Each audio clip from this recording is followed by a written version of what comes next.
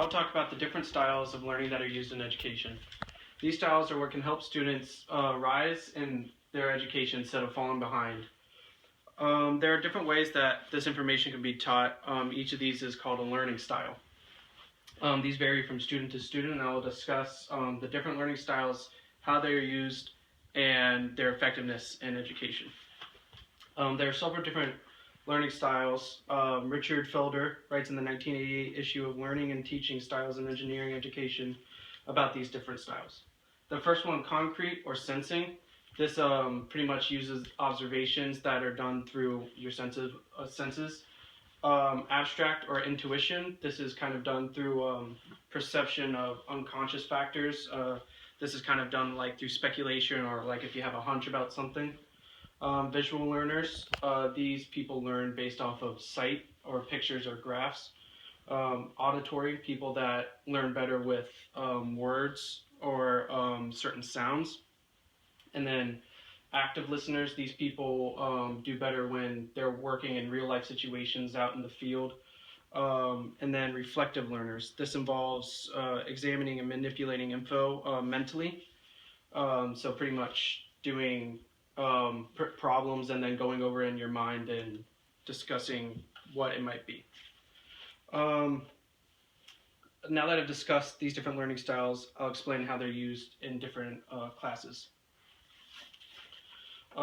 These certain styles can be used in varying classes.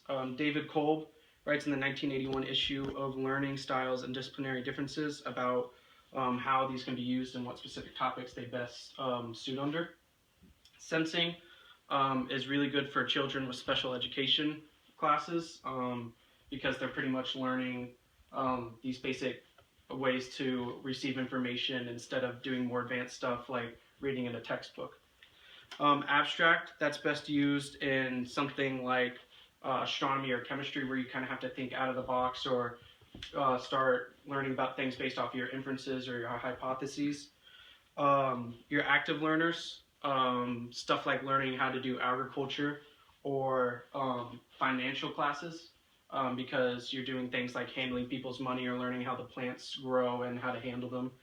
And then your reflective learners do best in their psychology courses. This is because they have to kind of take in what they're learning and run over the different factors mentally and figure out what the person's experiencing, like if they see certain symptoms like what someone with dissociative disorder might have or something like that. Now that I've discussed these different learning styles, I'll talk about their effectiveness and if they truly do work in the classroom.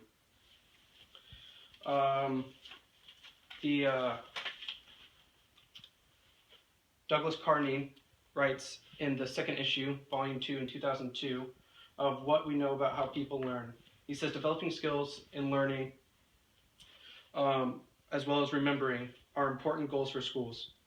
The conundrum of how to respond to individual differences in learning and remembering has haunted educators for decades.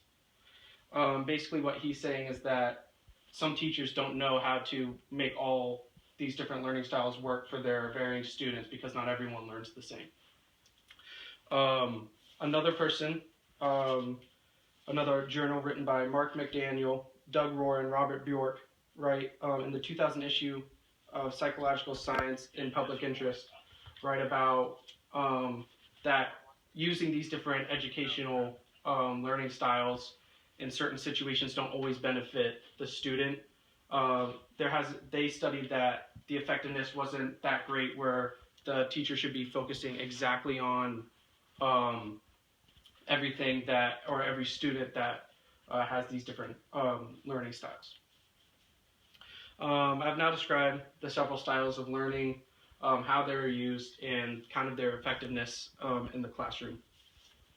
Our students develop in different ways. This leads to them needing different resources for their education.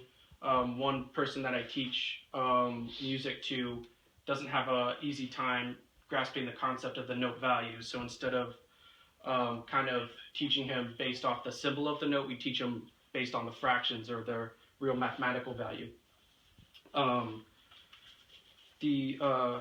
Douglas Carney he wrote about how instead of using fractions in education, you can present a student with a visual aid. So instead of using something that says 1/4, you could do a pie chart with 1/4 of it filled in.